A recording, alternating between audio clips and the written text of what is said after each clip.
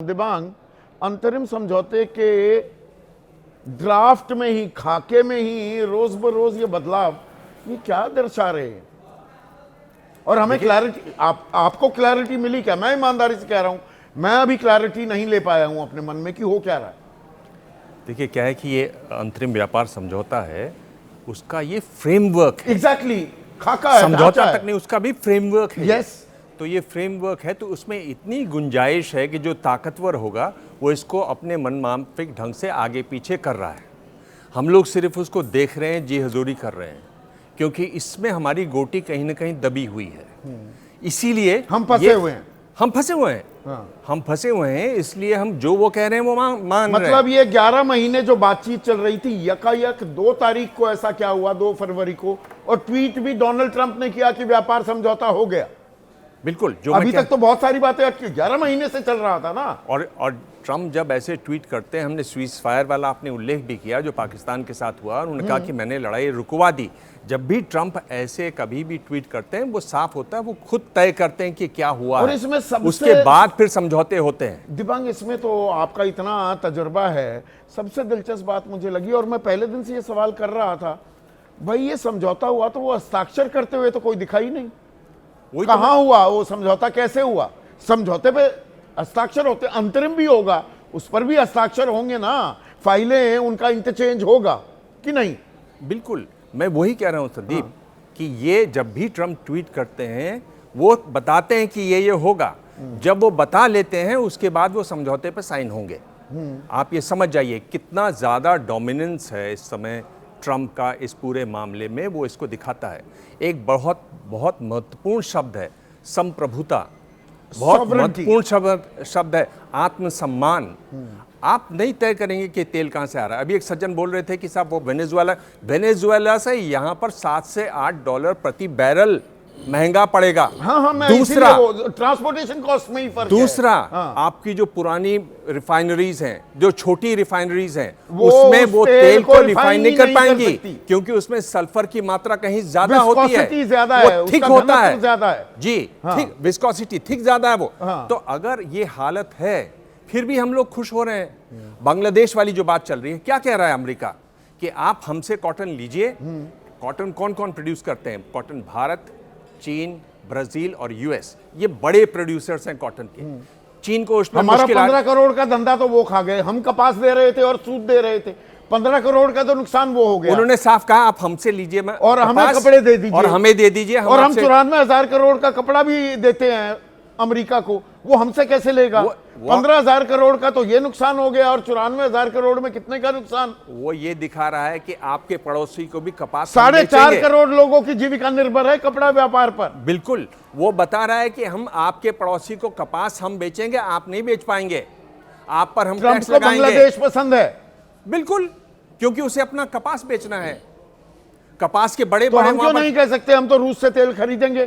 तुम बांग्लादेश के साथ ये कर रहे हो, आप उल्टा क्यों नहीं कहते कि अगर ऐसा करेंगे तो हम आप पर इतना टैरिफ? भाई वो डोनाल्ड ट्रंप क्या कह रहा है, आप अगर तेल खरीदेंगे और हम तो निगरानी भी रखेंगे आपकी, आप तेल रूस से खरीदेंगे प्रत्यक्ष या परोक्ष, मैं फिर से 25% लगा दूंगा। भारत क्यों नहीं कह सकता? हमने 0 कर दिया ना, हम फिर से 17% लगा देंगे। 17 छोड़िए, हम 40 लगा देंगे आप पर, अगर आप बांग्लादेश से ऐसे डील करेंगे तो। यही तो त्रासदी है, यही तो बिल्कुल शर्मनाक बात है कि हम लोगों पर वो निगरानी रखेगा। हम चोर हैं कोई, हम डकैती कर रहे हैं। हमारे पड़ोसी मुल्क से जिससे अच्छे संबंध नहीं है, रोहित अग्रवाल, हम क्यों नहीं कह सकते? जहां बात पूरी कीजिए। आखिरी में बात बता रहा हूं, क्या हम कितना टैक्स लगाते थे कृषि उत्पादों पर? देखिए बहुत महत्वपूर्ण बात है कि 12 फरवरी को भारत बंद है। जितने भी कृषि वाले जो संगठन है, उन्होंने भारत बंद का कितना हम टैक्स लेते? हम 30 से 150% टैक्स लेते थे। क्यों लेते थे? ताकि ये जीएम सीड्स ना आए। ये जो आप बात की बात, ये जो आप बात कर 58% लगाते थे हम, अब रेड सॉर्गम आएगा ना 0। ये जो डीडीजीएस की आप बात कर रहे हैं, वो क्या है? एथेनॉल का बाय प्रोडक्ट है वो। Exactly. आप अगर उसको यहां पर आने देते हैं, आपके एथेनॉल के फार्मर्स क्या होगा? मक्का फार्मर्स किसान क्या कह रहे हैं नहीं, कि आप जेनेटिकली मॉडिफाइड मक्के का जो ये बाय प्रोडक्ट है वो यहां पर आएगा, आप कैसे रोकेंगे उसको? बिल्कुल रोहित, पर मुझे ये बताइए, बांग्लादेश के साथ 0% अग्रीमेंट की रेसिप्रोकल एक समझौता कर लेता है अमेरिका, हम क्यों नहीं कह देते ऐसे इसके साथ, बांग्लादेश के साथ समझौता करोगे तो हम तो आप पर 40% लगा देंगे टैरिफ। वो हमें धमकी देता है, हम मान जाते हैं, और वो यहां पर हमारे पड़ोसी के साथ हमारे कपड़ा व्यापारी, कपास किसानों का बंटाधार करने पर आमादा है। देखिए संदीप जी, जब भी कभी कोई ट्रेड डील होती है तो कोई किसी को धमकी नहीं देता। ये तो विपक्ष का नैरेटिव है और विपक्ष को थोड़ा जिम्मेदार होने की जरूरत है। अगर राहुल गांधी कहते हैं कि भारत बिक गया, तो भाई आज तो कमजोर सरकार है राहुल गांधी के हिसाब से। 240 सांसद खाली भारतीय जनता पार्टी के जीते हैं, तो जो लगभग 250 सांसद विपक्ष में बैठे हुए हैं वो क्या सिर्फ ताली बजाने के लिए हैं? कि भारत बिक रहा था तब वो ताली बजा रहे थे सदन के अंदर और सिर्फ हा हुल्लू कर रहे थे तब सदन के अंदर राहुल गांधी विपक्ष को क्या कर रहे समझौता थे? करना 250 था। सांसद उतरे ना ट्रेड सड़कों पे। डील विपक्ष और ने बताएं की कैसे है बिक कि गया भारत? सरकार ने की है? रोहित, सरकार ने की है, सरकार ने की है, इसलिए सरकार डिटेल क्यों नहीं देती? क्योंकि ये सरकार डिटेल भारतीयों क्यों द्वारा नहीं चुनी देती? गई है। सरकार बिल्कुल डिटेल देगी। जैसा आपने कहा कि ये भी खाका है और ट्रेड डील जैसे ही साइन हो जाएगी तो एक एक डिटेल हमारे और आपके सामने होगी, क्योंकि ये देशवासियों के लिए ट्रेड डील है। आप किसानों की बात करते हो, किसानों को वैश्विक मार्केट के अंदर आगे बढ़ने दीजिए ना। किसानों को आप कब तक बांध के रखेंगे? वैश्विक मार्केट में बढ़ेंगे, वहां का माल 0% पर आएगा। वहां का किसान 62 लाख रुपए की सब्सिडी मिलती है उसे, हमारे किसान को 15,574 रुपए की सब्सिडी मिलती है। वो 0% ड्यूटी पर यहां अपना माल बेच देगा, हमारा किसान उनसे लड़ लेगा। कमाल की लड़ाई की भूमिका बांध रहे हैं आप। देखिए संदीप जी, ये ट्रेड डील सिर्फ और सिर्फ खाली लेन देन की नहीं है। इस ट्रेड डील के अंदर टेक्नोलॉजी भी आएगी, फूड प्रोसेसिंग के लिए भी टेक्नोलॉजी आएगी, टेक्नोलॉजी भी आएगी। ये बात मैं एक भूल गया था। एक सेकेंड, ये कल तक 6 तारीख तक आशीष एक चीज नहीं आ रही थी, India intends to buy, commits to buy की जगह intent to buy products and purchase over $5 billion. US Energy, और ये पहले था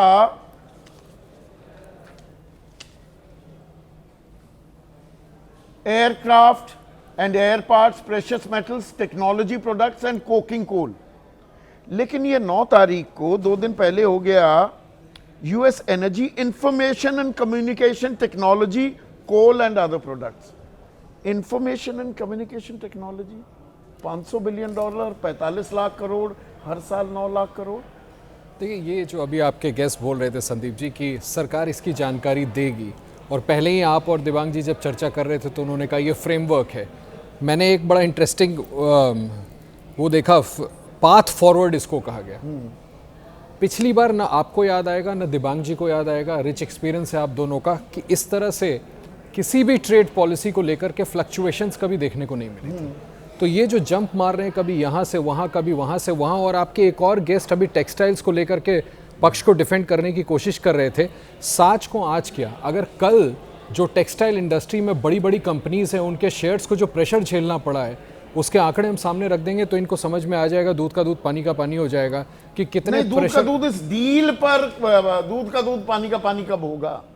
अब यही दिक्कत यह है कि मुझे तो ऐसा लग रहा है कि भारत कहीं ना कहीं, बात तो देश बेचने पर, एप्स्टीन फाइल और प्रिविलेज मोशन तक पहुंच गई। असल मुद्दे के मर्म को हम छू नहीं रहे। देखिए, मुझे लगता है कि कहीं ना कहीं, मैंने पहले भी आपके शो पे कहा था कि इस तरह के कॉम्प्रोमाइजेस किए जा रहे हैं कि अब हम हैप्पी कॉलोनी बनने के लिए तैयार हैं अमेरिका के। कुछ चीज़ों पर पर्दा डाला जा रहा है, शायद इस वजह से अभी तक खुल करके। और आप याद करिए संसद में पटल पर क्या कहा पीयूष गोयल ने, उन्होंने ये कहा था कि आगे चलकर दोनों पक्ष के अधिकारी बैठेंगे, इसको निगोशिएट किया जाएगा और जब निगोशिएट हो जाएगा तब हम ऐलान करेंगे। तो अभी मुझे लगता है कि इस वजह से वो खुल के बता ही नहीं पा रहे, क्योंकि लोगों को पता ही नहीं है कि एक्चुअल इसके निटिग्रिटीज हैं क्या। गांव बसा ही नहीं है, बहुत ही देसी भाषा में कहूं, गांव बसा नहीं और मंगते आन रहे हैं।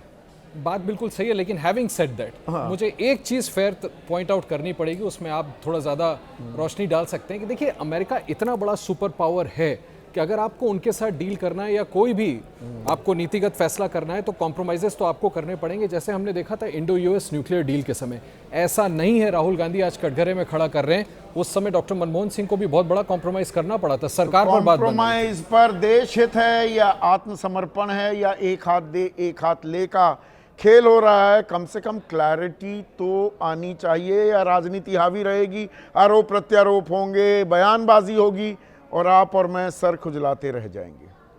आज इतना ही।